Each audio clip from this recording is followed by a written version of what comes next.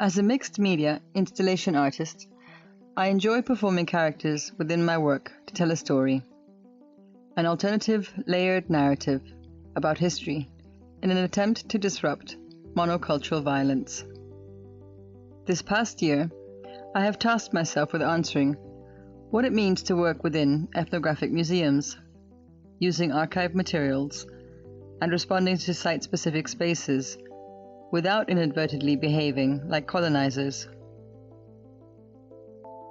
In an attempt to answer these questions, I created a character called Kaspele, a trickster, a Casper, the Joker, the Fool, who infiltrates historical spaces, creating artistic interventions. The connection between the psyche, history, and the entanglement that exists within non-stagnant identities is ever present in my creative process.